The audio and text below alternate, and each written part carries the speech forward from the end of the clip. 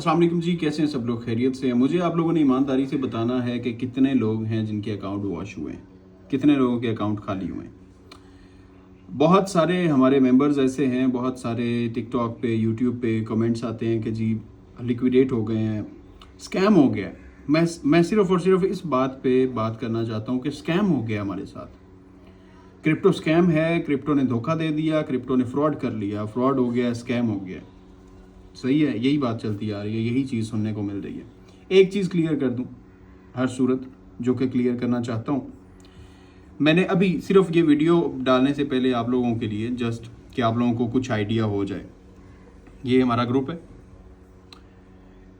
4 दिन पहले अल्हम्दुलिल्लाह सबको आउट करवा दिया था, ठीक है, अल्हम्दुलिल्लाह करवा दिया था, सेफ रहे हैं भाई। मैं फोर्स तो नहीं ना कर सकता हूँ, सिर्फ और सिर्फ रिक्वेस्ट कर सकता हूँ। हर बंदे की अपनी मर्जी है जो भी वोट करना चाहे।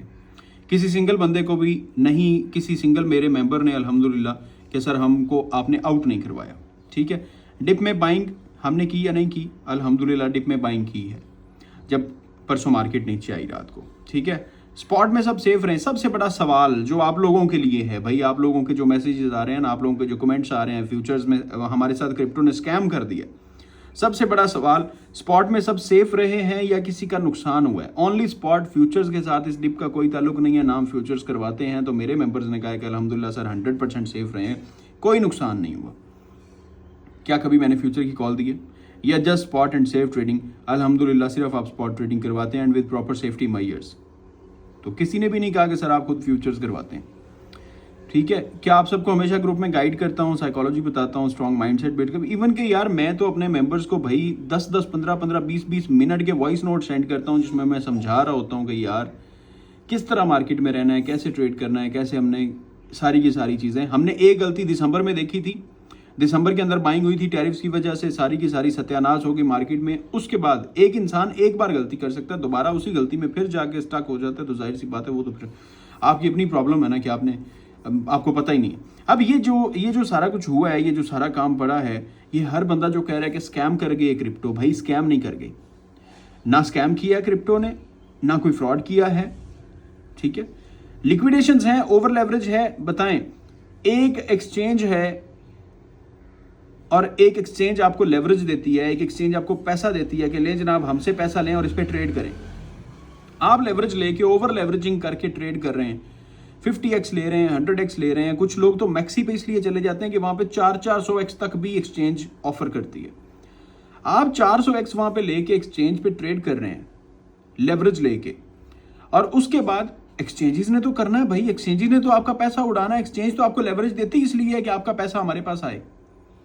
किसी बैंक से आप अगर लोन लेंगे ना कोई 50-60 लाख रुपए का, अपनी जमीन गिरवी रखवा के, अपनी जमीन वहां पे प्लज करवा के, या अपना कोई भी चीज वहां पे गिरवी रखवा के अगर आप लोन लेते हैं, तो बैंक का सबसे बड़ा फायदा किस चीज में होता है कि वो आपकी औने पौने दामों जो चीज आपने गिरवी रखवाई, बैंक तो ये चाहते हैं कि बंदे को इतना मजबूर किया जाए कि वो लोन वापस ना कर पाए और हम उसका पैसा नीलाम कर दें। हम उसकी प्रॉपर्टी जो रखवा के, जो गिरवी रखवा के, जो प्लज करवा के इसने कर्जा लिया है, उसको नीलाम किया जाए।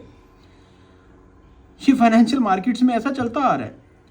तो आप लोगों को पता होना चाहिए कि आप लोगों ने सेफ साइड पे रह के ट्रेडिंग करनी है, या आप लोगों ने उन लोगों में आपका शुमार होना है जो सी से होते हैं, ठीक है ना। जब आप ओवर लेवरेज करके ट्रेड करेंगे ना, तो भाई सारे के सारे लोग फिर लगेंगे। समझ गए होंगे कि क्या लगेंगे और किधर लगेंगे। स्पॉट के अंदर रहते हुए कोई भी बंदा, किसी भी बंदे का नुकसान नहीं हुआ। आप देखें यहां से मार्केट गिरना शुरू हुई, यहां पे मार्केट आई है। अगर किसी ने इधर भी बाइंग की और मार्केट यहां पे जाके उसी 1 मिनट में वापस हटके इधर आ गई, क्या नुकसान हुआ है? क्या किसी का नुकसान हुआ है? लेकिन जिस बंदे ने भी यहाँ पे स्टॉप लॉस लगाया था, यहाँ पे स्टॉप लॉस लगाया था, लिक्विडेशंस नीचे रखी हुई थी, सारे लिक्विडेट हो गए। एक्सचेंज ने पैसा दिया हुआ था, एक्सचेंज ने अपनी लेवरेज दिया हुआ था, एक्सचेंज ने अपने पैसे वापस ले लिए और एक्सचेंज ने आपके भी पैसे खा लिए। इसमें स्कैम और फ्रॉड वाली कौन सी बात है? समझने की बात है। अंग्रेजों में, अमेरिका में, यूके में लेवरेज ट्रेडिंग नहीं होती। अमेरिका के एक्सचेंजेस में लेवरेज ट्रेडिंग नहीं होती, फ्यूचर्स ट्रेडिंग नहीं होती, स्पॉट ट्रेडिंग हो रही है।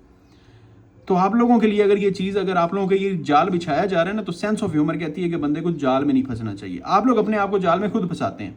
इस रियलिटी को एक्सेप्ट करें कि ये जो नुकसान हुआ है, ये जो क्रैश आया है, इसे स्कैम समझ लें, इसे आप फ्रॉड समझ लें, जो भी है ये आप लोगों की अपनी गलती है, जिस वजह से आप लोग यहाँ पे अपना सारा कुछ डबो के बैठे हुए हैं। अदरवाइज ये एक्सचेंज की गलती नहीं है, किसी भी चीज़ की गलती नहीं है। नो डाउट किया है उन्होंने, स्कैम किया है, क्रैश किया मार्केट को, खुद किया है, लेकिन डूबा कौन है? जिसको खुद पे कंट्रोल नहीं था। जिसको खुद पे कंट्रोल नहीं था वो बंदा डूबा है। जिसने अपने आप को मैनेज करके रखा हुआ था वो बंदा सेफ है, 110% सेफ है। सिर्फ ये बात समझने की है, दोबारा भी आप लोग इसी का शिकार होंगे। मैं कहता हूँ लिख के रख लें, दोबारा भी आप इसी चीज़ का शिकार होंगे। नेक्स्ट बियर मार्केट शुरू होगी तो बियर मार्केट इसी तरह से, बल्कि इससे बुरी तरह से शुरू होगी। आप लोगों को पता भी नहीं चलेगा कि 15 मिनट के अंदर अंदर आप लोग सारे के सारे अकाउंट्स खाली करके बैठ जाएंगे।